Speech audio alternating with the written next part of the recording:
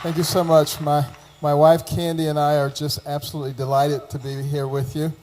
And I know that we're running a little bit late, and I will tell you that I have spoken in lots of different venues, including some Baptist churches. And you know how they start about 9:30 Sunday morning and end on Tuesday. But we're going to do a little bit better, and we're going to try to make up a little bit of time here. But, you know, I actually have some very serious things to talk about here tonight, because our country is in a lot of trouble. It's really in critical condition at this stage, and we really can't afford. I can't hear. Is that better? All right. Our country is in critical condition right now, and if we don't do something about it in the relatively near future, it's going to be over. I want you to think about the fact that if we get another progressive president in place, and they get a chance to appoint 3 more Supreme Court justices, that's the end of the United States as we know it. So this is the most serious situation we've had in a very long time.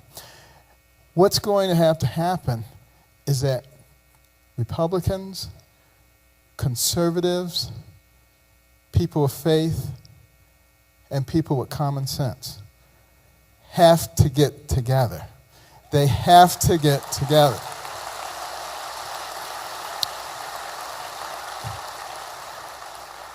Now, some people are not going to like what I'm about to say. But after the primaries are over, if your candidate didn't win, don't take your marbles and go home. You still need to vote for whoever won. Okay?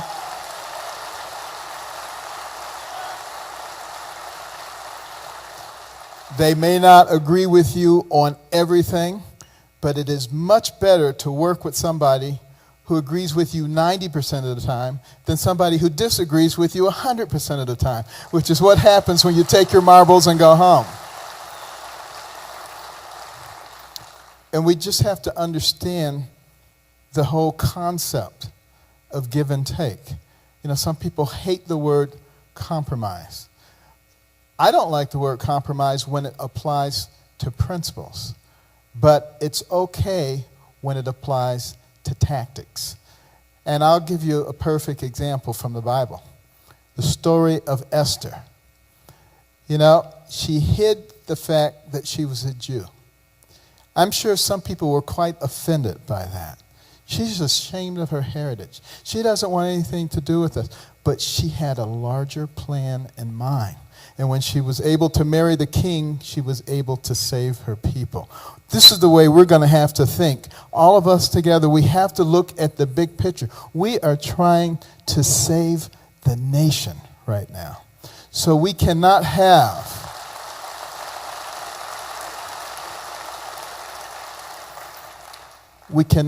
this attitude that if they don't agree with me on this particular issue, I'm out of here.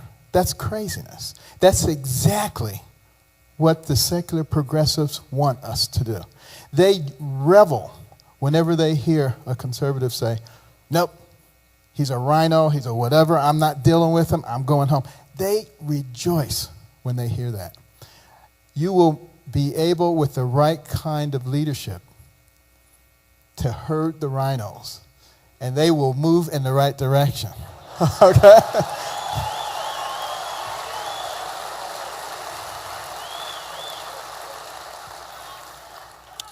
We also need to readopt the Reagan rule.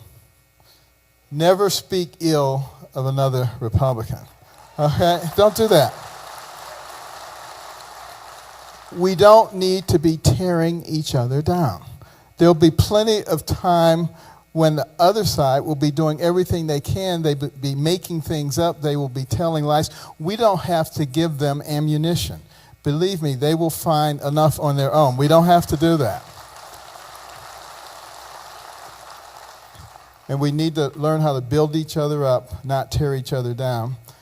And, you know, I myself have had an argument with some people on the conservative side because of my stand on the Second Amendment. You know, I feel, first of all, that the Second Amendment is vitally important, and I would never compromise the Second Amendment in any way.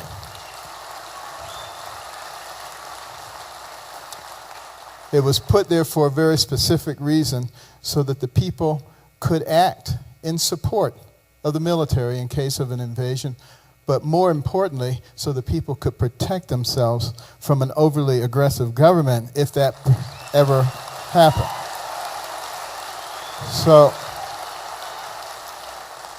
So we absolutely cannot compromise that, because all we have to do is look back through history and see what happened when various dictators rose to power. One of the first things that they always did was confiscate the weapons.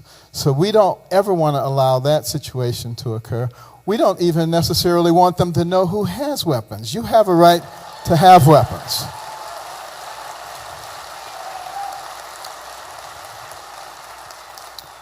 What I have said, which has caused some people concern, is that there are areas of our society where there is an inordinate amount of gun violence, and sometimes very heavy weaponry is utilized. What we need to be able to do is sit down and have a discussion about, is there a way to ameliorate that situation, and also, is there a way to keep weapons out of the hands of people who are mentally ill without compromising any provision of the Second Amendment? That's what I've said. We need to be able to do that. And we never will resolve problems if we can't talk. If we get into corners and we say, absolutely cannot talk about that. You see, that's what the left does. And that is called intolerance. And that is not who we are. When I talk about we, I'm talking about people with common sense, who have the ability to use their brains to actually solve problems. That's what we want to do. As far as immigration is concerned, you know, obviously, all of us are immigrants at some level. However, we do have rules that govern how immigration is done to this nation, and we need to follow those rules. And as far as the border is concerned, we have the ability to secure the border. We just don't have the will to secure the border. You know, we have what we need to do that.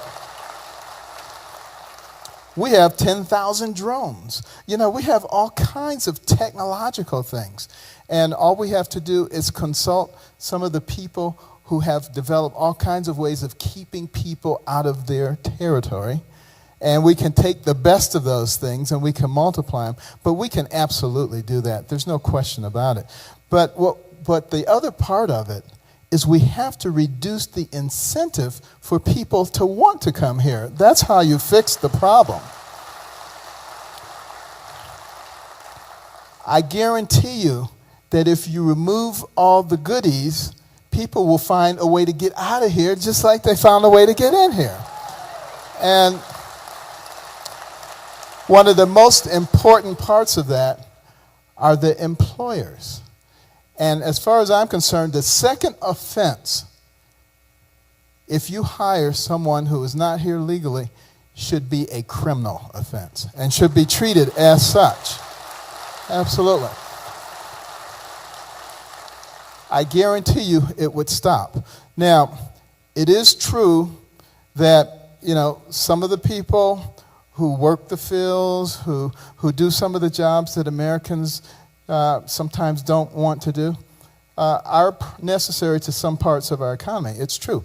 But we need to have rules in place that say only if American citizens will not take this job will we make it available to a guest worker who is officially, legally here, who is paying taxes and is registered. If we do it that way, it will make a tremendous difference. And to be able to become a registered immigrant worker, what you have to do is apply from outside the country. That means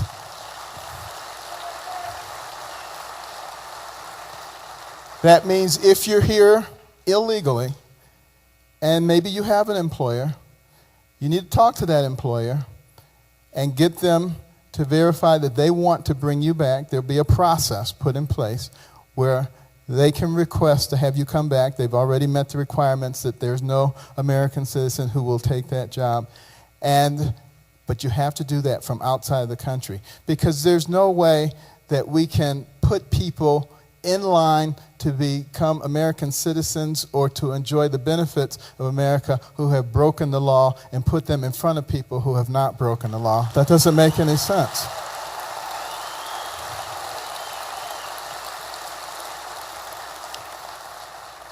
And then there's the issue of health care and health care reform. Now, this, narrative that some of the left have put forward, they say Carson doesn't want poor people to have health care. Nothing could be further from the truth. I just find them rather amusing. I remember, a few weeks ago, I said that, the VA scandal was a gift from God because it shined light on the fact of what happens when you put all these bureaucrats between patients and healthcare providers. And so what does some of the left-wing media do? They say, Carson said God wants veterans to die. I mean, they're so ridiculous. It's almost funny. But I absolutely think that we have the capacity and we're compassionate enough to provide health care for all of our citizens. But we need to do it in the right way. We need to do it in a way where the care is between the patient and the physician, and we get rid of all the people in the middle. That's the problem with the VA system.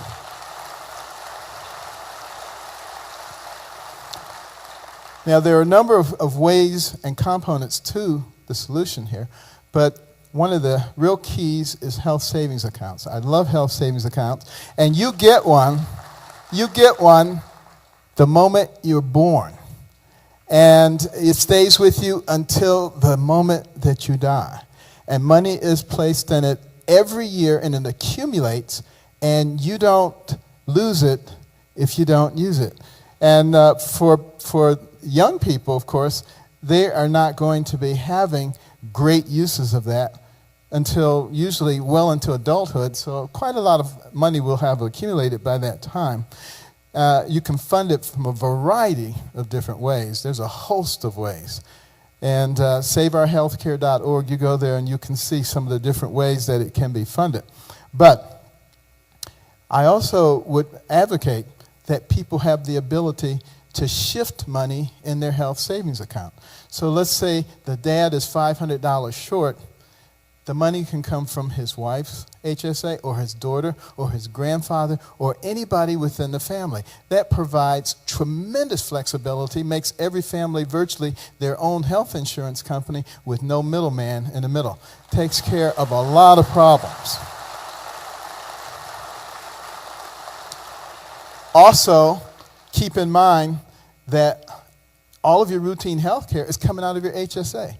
You sprain your ankle, you think you need an x-ray? That's coming out of your HSA. You need a physical exam for a new job? That's coming out of your HSA. You need birth control pills? That's coming out of your HSA. No Hobby Lobby, okay? You don't even have to worry about it. So, but since everything is coming out of your HSA, 80+% of anything that you encounter, there's very little to impinge upon your major medical insurance. So the cost of that is going to go down dramatically. And that major medical insurance, you can buy from any place in the United States. Now what that will do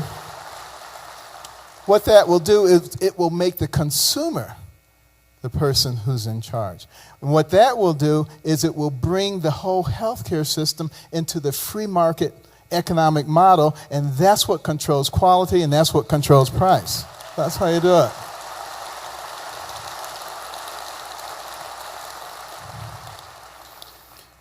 But unfortunately, we have a lot of components to this sickness in the United States. It's not just a healthcare problem. We have a fiscal problem. We now have a $17.5 trillion going on $18 trillion national debt. That is a crime against all of those who follow us in the future. And let me tell you how much money that is. If you try to pay back $18 trillion at a rate of $10 million a day, $10 million, that's a lot of money. $10 million a day, 7 days a week, 365 days a year, it would take you 5,000 years. That's how much money we are talking about. That is absurd. How did we ever allow something like that to happen? But why is it there? Because we can print money. We are the reserve currency of the world, a status that generally goes with the number one economic power in the world, which we have been since the 1870s. That position is under threat now, of course. China's moving a little bit too fast. We're moving a little bit too slow. We're not moving at all, really, at this stage of the game. And so what if we lose that designation at some point? May not be the China. It may be a basket currency where they take several different currencies and make up a reserve currency. There's much talk about that already. And we no longer have the ability to print money. What happens? Virtually overnight, we become a third world nation. Everything that everybody's worked for, Occupy Wall Street will be a walk in the park compared to what you will see going on at that point. And that's why it is absolutely critical that we mobilize right now with our spheres of influence, all the people that we know, our extended family, our friends, our neighbors, our co-workers, our fellow church members, everybody in your sphere of influence. You need to be talking about this problem. And you need to be informing yourself of who your representatives are. I don't care whether they're Democrats or Republicans. What you need to find out is, are they continuing to vote to raise our debt ceiling? And if they are, throw them out of office. That's what we need to do.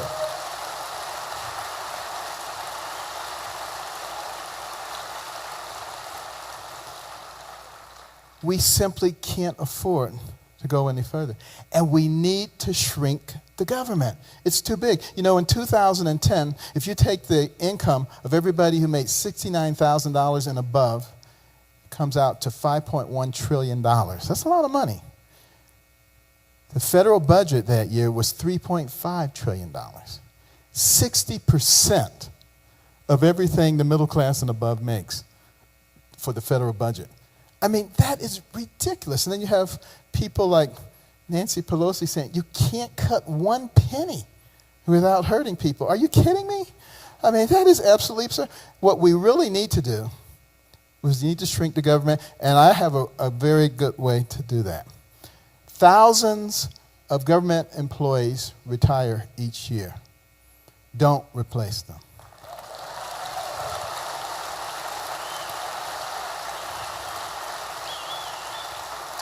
And you can shift people from one department to another if you want to. And you do that for about 4 years, and the government will be down to a lean, mean size. They will only have enough personnel to do what they're supposed to do, and they'll keep their big noses out of everybody's business.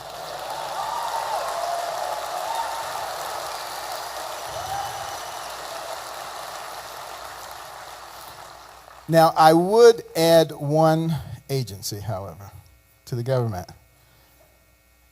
It would be a covert agency.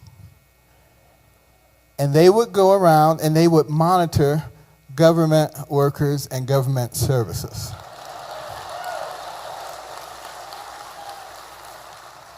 And people who were irresponsible, lazy, and unresponsive would find themselves with a no job. That's the way it ought to be done.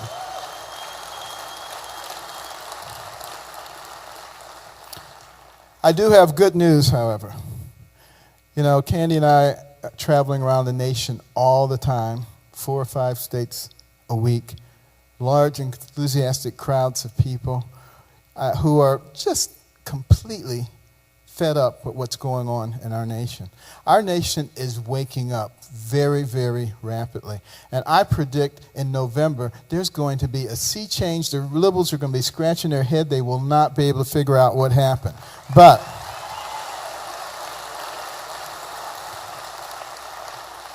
you see, that has to be only the beginning. We cannot be satisfied with that. We need to go on, and we need to win in 2016. And when I say we, I'm talking about people with common sense. Okay? I don't care what party they belong to, because the vast majority of people in this country actually do have common sense. What has happened is that they've been beaten into submission by the secular progressives, the liberal media. You look at what's going on in our universities, which are supposed to be the bastions of intellectual thought, and what they're teaching the students is if somebody doesn't agree with you, you don't want to hear them, you don't want anybody else to hear them. If they have a business, you want to shut it down. If they have a reputation, you want to destroy it. That is fascism. That's what's going on in our nation right now.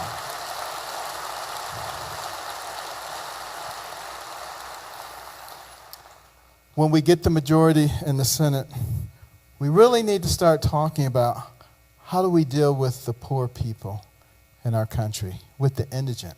We are compassionate people, and we do take care of a lot of individuals. I was talking to a friend of mine the day before yesterday, and he had just bought a $500,000 Ferrari. So he has a lot of money, okay? But he was telling me how he just hired 500 people, and next year he's going to hire 1,500, and the year after that, 5,000. Just because people are rich, it doesn't make them into bad people. They provide a lot of jobs for other people. There's nothing wrong with that.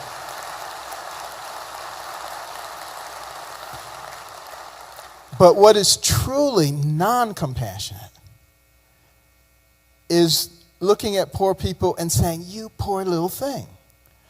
You can't do anything for yourself, so I'm going to give you free health care and food stamps and a housing subsidy and everything that you possibly need because you can't do it for themselves. And those bad rich people, they are the ones who are causing your problem. And everybody knows that that's not true. That is the worst thing you can do because that makes people dependent. That is cutting their legs out from underneath them. That is not what we need. We need everybody in this country. We need to develop all the talent that we have in this country if we are to survive. You know, India has more than 1 billion people. China has more than 1 billion people. We only have 300 million people. We need to cultivate every single one of them. And that's what's going to make America strong. And we need to utilize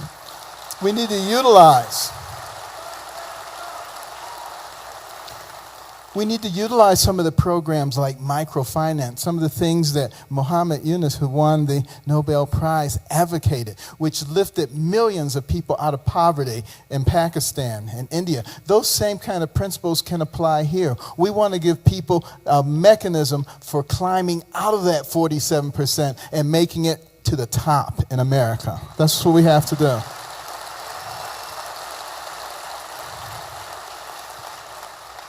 We need to think about the fact that God has blessed this country with abundant natural resources. Our EPA shouldn't be used to stifle the development of those, but rather to work with universities and industry to develop those things.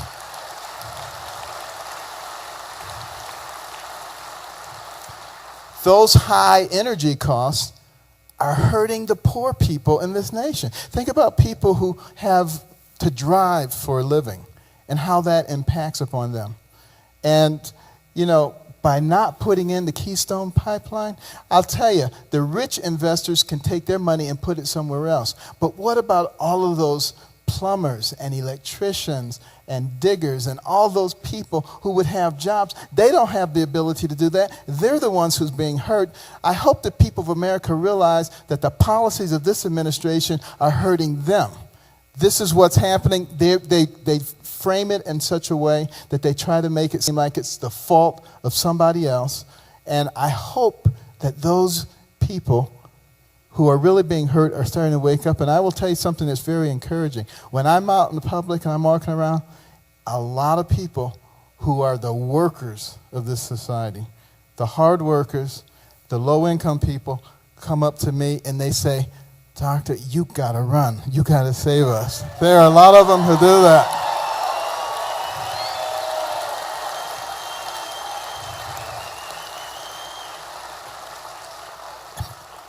And I don't think they're stupid at all. I think the administration thinks they're stupid, and they think that they can be manipulated so easily just by saying a few things, and there may be been a time when people weren't paying attention, but I believe they're starting to wake up now. And as far as the business segment, you know, did you hear the Secretary of the Treasury the other day?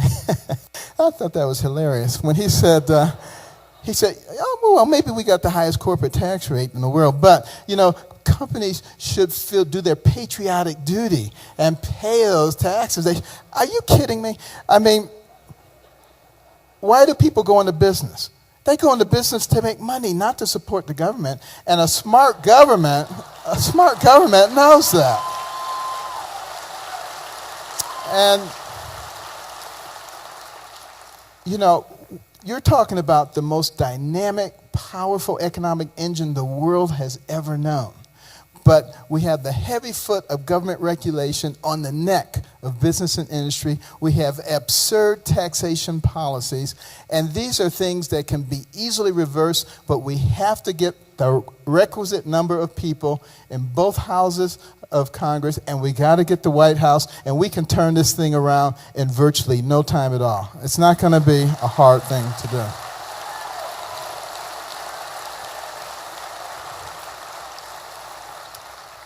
And, you know, in terms of foreign policy, we do not need to stick our nose in everybody's business, but we do need to lead. We are the pinnacle nation of the world. There's a responsibility that comes with that, you know. And right now, the world is like a third-grade class with no teacher in it. And it's going like crazy, okay? So,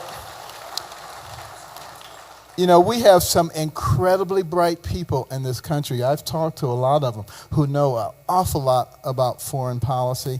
And you have to understand, you know, the whole history of the Middle East. You know, if we'd known the history of the Middle East back in 2009, when the Iranian people were in the uprising against their government, guess what? We would have helped them. And that would have turned the whole scene. We wouldn't be dealing with all this stuff right now. But when you don't know what's going on, what are you going to do except react? And that's what we're doing. We sit back and we react. We should have plans in place for virtually every scenario. You know, not only in the Middle East, but, you know, in Russia, that whole area. You know, why are we sitting around waiting for Putin to react? You know, we have the ability with all of our natural resources to make Europe dependent on us for oil. They don't need to be dependent on the Soviet Union.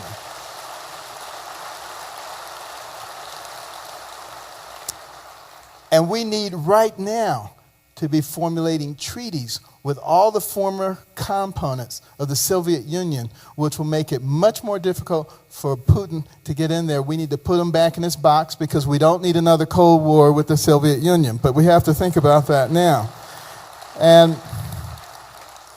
And when we do get back in power, and we are going to, because I can tell you something, there are enough God-fearing people in this nation, God is not going to turn his back on us. Will not do it. Okay? But when we do get back in power, and again, when I say we, I'm talking about people with common sense. We have to take the Constitution and put it on the top shelf once again in this nation. And then We have to govern for all the people, and we will not pick and choose which laws we want to enforce, and we cannot have favorite groups because there's only one special interest group that we should be interested in, and that is the people of the United States of America. And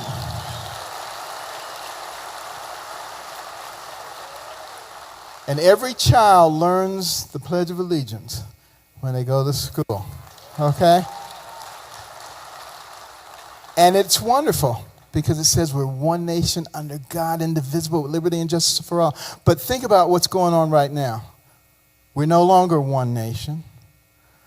We're trying to kick God to the curb. We're divided in every way possible. They drive a wedge into everything to create a war on women, racial wars, income wars, gender wars, religious wars. So it's not indivisible.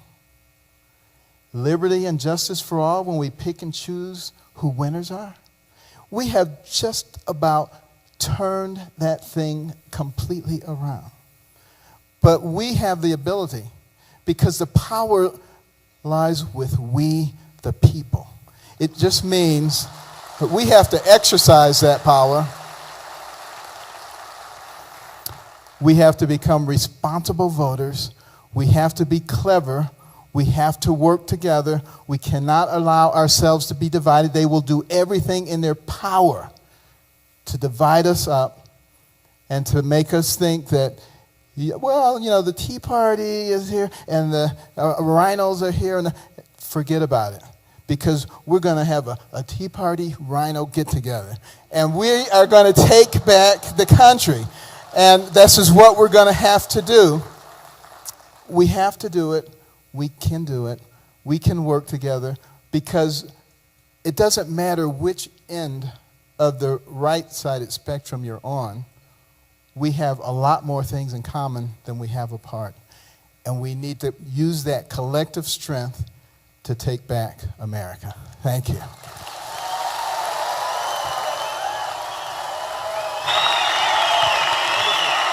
have a little gift for you, okay?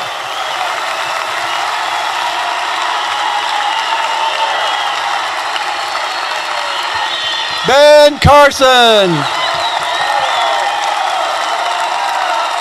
You talk about health care. You talk about America's political health. Ben Carson.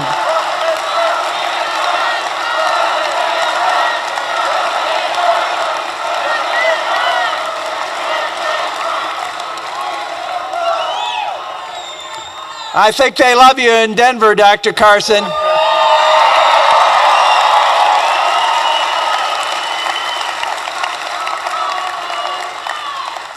We want to make a gift to you and Candy to take home. Our artist in residence of the Western Conservative Summit, a very gifted caricature and portrait artist, envisioned Ben Carson in surgical garb doing life-saving procedure for our beloved country. How about this? I love it. There's America on the operating table. We're in good hands. We're in gifted hands. Thank you. There you are. Thanks a lot.